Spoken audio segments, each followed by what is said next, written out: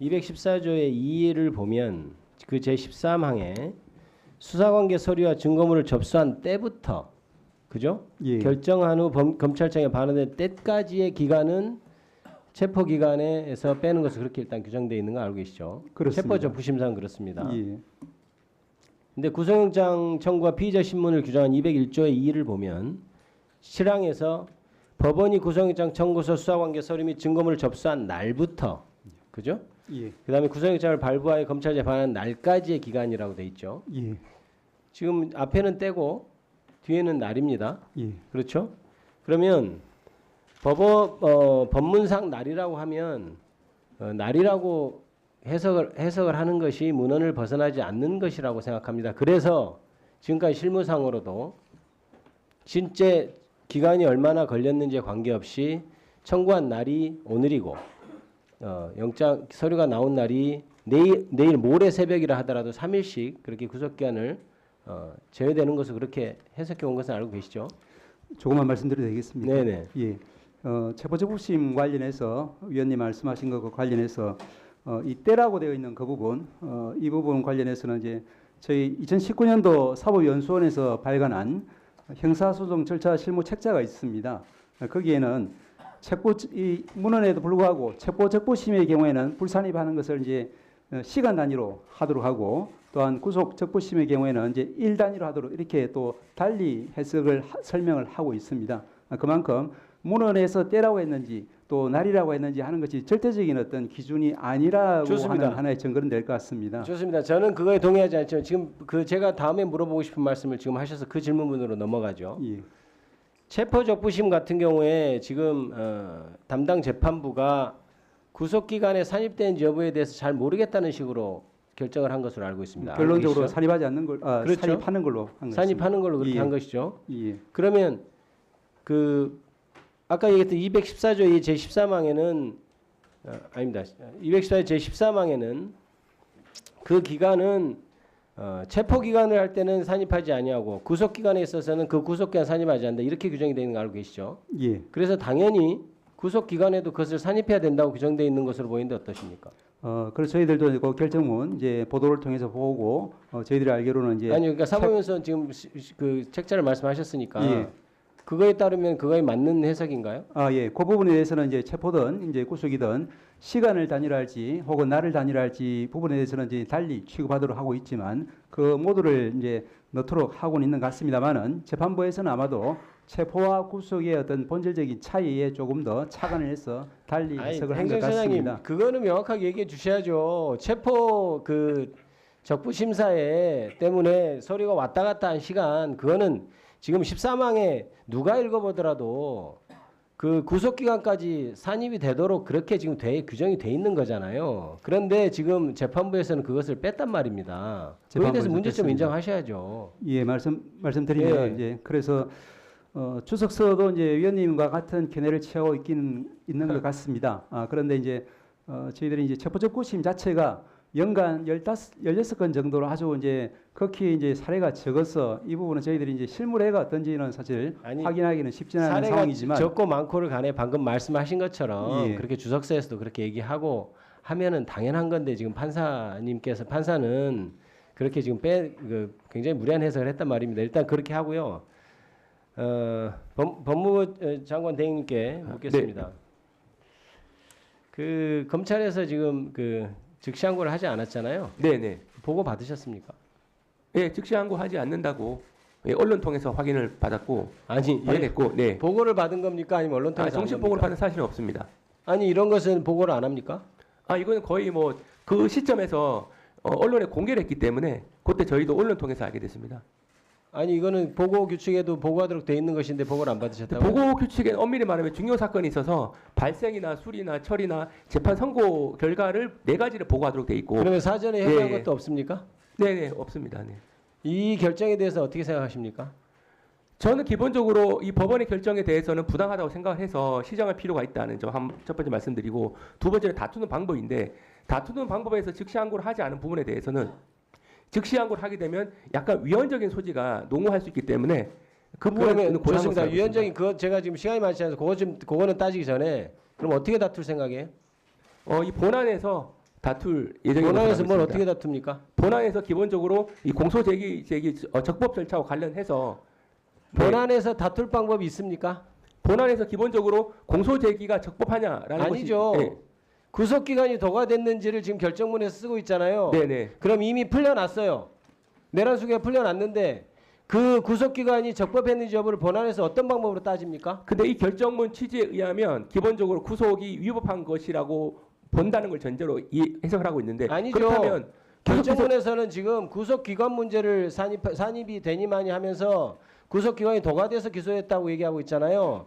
그럼 본안에서 네. 다툴 수 있는 것도 구속 기간이 도가 됐느냐 여부를 따져야 되는데 이미 구속 기간이 도가 됐다고 풀려난 사람한테 본안에서 어떻게 따진다는 거예요? 공소 제기 절차가 적법한지에 대해서는 쟁점이 공소- 되기 때문에 그 구속과 과정에서 다툴 수 불구속은 있습니다. 공소제기 절차하고는 전혀 관계가 없는 거죠. 구속된 상태로 공소제기가 되느냐, 불구속 상태로 공소제기가 되느냐 문제는 구속이 적법한지 여부를 따질 수 있는 게 공소제기는 되고 공소제기는 검사가 했느냐, 경찰이 했느냐 그런 걸 따지는 것이고 구속이나 불구속은 이미 사람이 풀려났으면 따질 수 없는 거 아니에요? 어떻게 따지겠다는 거예요? 근데 그 결정문 취지에 의하면 석방을 하고 기소를 해야 되는데 석방을 하지 않고 구금 상태에서 기소했기 때문에 그 부분은 문제 삼은 것으로 보고 있고 그렇다면 1심에서 이 부분이 하나의 쟁점이 될 것으로 생각하고 있습니다. 지금 법무부 차관이나 검찰총장이나 지금 쌍으로 거짓말을 하고 있어요. 보석에 대해서는 뭐 내란 수계에는 사형이나 무기에 해당되기 때문에 보석 청구 대상도 안 되고 구속 집행 정지 같은 경우는 위헌 사례가 있었죠. 구속 취소에 대해서 헌재에서 위헌 판결이 있었습니까? 구속 취소에 대해서 없잖아요. 왜 근데 검찰총장도 출근하면서 구속 집행정지 위헌 사례 운운하면서 왜 구속 취소 사례를 갖다 붙여가지고 얘기해요? 법무부 지금 차관도 그렇고 구속 취소에 대해서 위헌 판결 있었습니까? 없었습니까? 구속 취소에 대해서 없었죠? 없습니다. 예. 그러면 그걸 거기다 갖다 붙여요. 그렇지만 이 사안에서 그 조항을 적용하게 되면 위헌 법률이라고 판단될 여보세요? 것이- 예. 국민을 너무 우습게 알지 마세요. 다 알아요. 구속 집행정지는 재소자가 장례식에 가야 되는데 즉시한 건 못 가니까 그거는 인권 침해가 있기 때문에 위헌이다. 이렇게 얘기한 거고 그렇게 판결한 거고 구속 취소에 대해서는 없었잖아요. 왜 근데 그걸 있던 것처럼 얘기해요?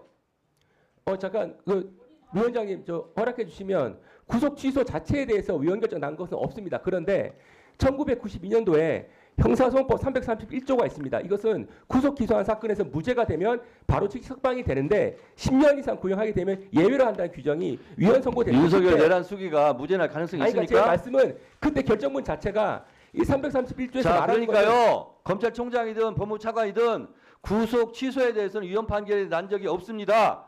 라고 답변하면 되는 거예요. 아니 답변을 요구하지 마세요. 본인들이 거짓말을 얘기하고 있기 때문에 그래요. 무슨 거짓말이야 그게. 자, 박준태 의원 질의하세요. 답변을 강요하고 그래.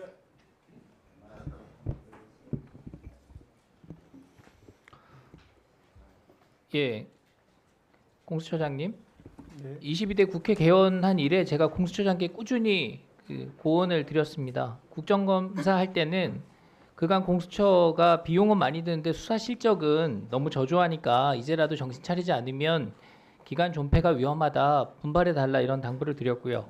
12.3 계엄 이후에 공수처가 내란죄 수사에 관여하려 할 때는 적법한 수사가 아니니까 정치적인 주장에 휩쓸리지 말고 법리를 명확하게 따져보시라 이렇게 말씀을 드렸습니다. 그때마다 처장님께서 공수처법에 따라서 내란죄도 수사할 수 있습니다. 이렇게 자신 있게 말씀을 하셨고요.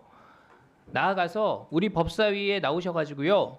내란 수괴는 영장 없이 즉각 체포할 수 있다. 이렇게까지 얘기를 했습니다. 기억하시죠? 네. 이게 지금 신생기관이라서 공수처가요. 입법도 미비한 측면이 있고 수사 경험도 좀 부족하고 선례도 판례도 없으니까 더욱 철저하게 법리를 확인해 보시라 이렇게 말씀을 드렸던 겁니다. 그럼에도 불구하고 공수처는 대통령 체포를 공수처의 생존, 회생, 계기로 삼아서 법 절차와 수사 관례 무시하고 밀어붙였습니다.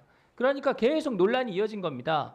수사권 없는 위법 수사, 영장 쇼핑, 딱풀 공문, 불법 체포, 영장 기각 은폐. 공수처가 그동안 해온 일들을 보십시오. 특히 군사상 비밀을 요하는 장소는 책임자 승낙 없이 압수토는 수색할 수 없다. 형사소송법 제110조, 111조를 정면으로 위반한 겁니다. 그런데 적법 절차처럼 보이려고 경찰 1000명 넘게 동원하고요. 55 경비단장 겁박해가지고 딱풀 공문 만들고 경호처 간부들 구속하려고 시도를 하고 있는 겁니다.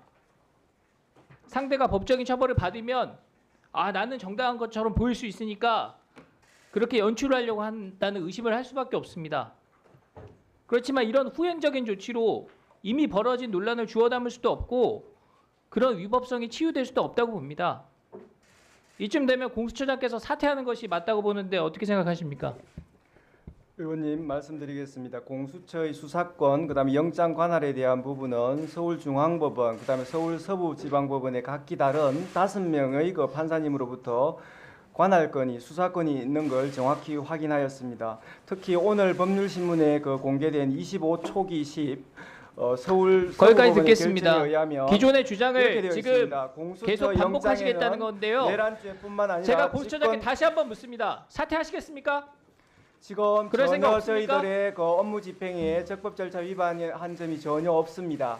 그러면 나라 전체를 이렇게 혼란스럽게 한 것에 대해서 국민께 사과하겠습니까? 지금 구속 취소와 관련하여 지금 구속 취소 결정과 그다음에 적시 항고가 없었다는 것 관련돼서 물으시는 것 같은데 지금 그 결정문에 의하면 공수처가 그거 여쭤본 거 아니고요. 이런 답변할 혼란을 기회를 초래한 주세요. 것에 대해서 국민께 사과할 마음이 있냐고 여쭤봤습니다. 지금 수사권 존부에 대해서는 지금 이번 구속 취소 결정에 대해서는 그만 답변하시죠. 변호인 주장만 나와 있지 그 부분에 국회에서 대해서 거짓말로 명시적인 국민 우롱하고 규정이 거짓말 없다라고 답변 되어 있지. 내고 뭐 수사권에 답변 대해서 잘못됐다 문제가 하니까 있다고 아래 사람들한테 판단한 책임 바가 다 없습니다. 떠넘겼어요. 지금도 똑같은 모습을 보이고 있는 겁니다. 수사권 존부에 대해서 각기 그 5명의 판사님이 그 체포영장, 구속영장 발부를 통해서 저장님 앞으로 전혀 수사 문제가 받으실 텐데 없다라고 수사에 그 성실하게 판단한 임하시기 부분을 다시 바랍니다. 한번 말씀드립니다. 법원행정처장께 묻겠습니다. 예, 법원의 판단은 존중돼야 되죠. 예, 지난 3월 7일 서울중앙지법에서 대통령에 대해 구속 취소 결정한 것 역시 존중돼야 되죠. 그렇게 생각합니다. 법원이 수사에 있어서 적법 절차를 강조한 것으로 이해를 하고 있는데 그렇게 생각하면 되겠습니까? 그렇게 이해하고 있습니다. 예, 검찰이 즉시항고하지 않은 것에 대해서 얘기들이 나오고 있는데요. 여기에도 법원의 결정을 존중한 것이다 이렇게 이해하면 되겠습니까? 그 부분은 저희들이 답할 사항은 아닌 것 같습니다. 아까 구속일자 계산과 관련해 가지고요. 처장님 답변을 제가 다시 확인하면 실무적인 관례가 있었지만 확립된 판례는 존재하지 않는다. 그리고 학설에서는 뭐 시간으로 계산하든 날짜로 계산하든 양측의 주장이 모두 학설에선 담겨 있다. 그런데 피의자 이익을 최우선으로 고려한 가장 엄격한 학설이 적용된 것으로 보인다. 이렇게 말씀을 주셨습니다. 그렇게 추론이 된다는 말씀을 드렸습니다. 예, 좋습니다.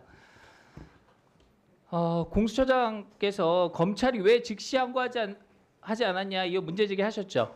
네. 자료 한번 보여주시죠. 그 앞장이요. 보석이나 구속 집행 정지에 대해서 즉시 항고로 법원 결정을 무력화하는 것이 다 위헌 판단을 받았습니다. 그런데 구속 취소는 더 엄격한 법원의 판단이 있는 것이기 때문에 당연히 위헌성이 높다는 것이 법조계의 의견입니다. 이 결정 이유 한번 보세요. 다 담지는 못했지만 법원이 구속 집행을 계속할 이유가 없다 이런 결정을 내렸는데 검사가 이에 대해서 바로 불복을 하면 법원의 판단이 무력화되는 문제가 있기 때문에 위헌적인 부분이 있다 이렇게 판단을 한 겁니다. 그러니까 보석도 구속 집행 정지도 그런 식의 위헌 판단이 있었으니까 구속 취소는 더 엄격한 법원의 판단이 있는 거니까 당연히 그런 위헌성이 의심된다라는 판단을 검찰에서 했다는 겁니다. 충분히 이해가 가잖아요. 다음 장이요. 근데 공수처는 뭐라고 해요? 체포와 구속을 담당했던 수사기관으로서 구속기간 산정 등과 관련해 상급법원의 판단을 받아보지 못하게 대해서 유감이다. 다음 장 넘겨보시죠. 공수처의 수사 과정의 적법성, 그 다음에 절차적 명확성에 대해서 상당히 의심이 간다. 법원이 이렇게 얘기를 하고 있잖아요. 여기에 대해서는 왜 입장이 없습니까? 공수처 수사의 위법성이 법원에 의해서 지적이 됐으면 남 탓하기 전에 사과부터 하는 게 우선이죠. 금방 말씀드렸듯이 자, 그리고 공수처는 그동안 법원이 발부한 체포영장, 방금도 말씀하셨지만 이걸 무슨 금가옥조처럼 만능 열쇠처럼 우리 수사의 적법성을 인정받은 겁니다. 이렇게 말씀해 오셨어요. 근데 지금 법원의 구속 취소 판단에는 왜 반발을 하는 겁니까? 법원 결정도 기관의 유불리에 따라서 취사 선택하겠다 이런 태도로밖에 보이지 않습니다. 자, 의원님 말씀드릴 기회를 주세요. 예, 제가 간단히 말씀드리겠습니다. 저희가 그냥 영장이 발부되었다는 사실뿐만 아니라 지금 서부법원 2025 초기 10결정에 의하면 판사님께서 명시적으로 말씀해주고 계십니다. 지금 어떻게 자, 써놓고 지금 국민이 계시냐면 공수처를 바라보는 이 차가운 시선을 제대로 확인하시기 바랍니다. 답변할 기회를 안 주시니까 좀 그러네요. 예. 네. 우리 의원님들께 부탁드립니다.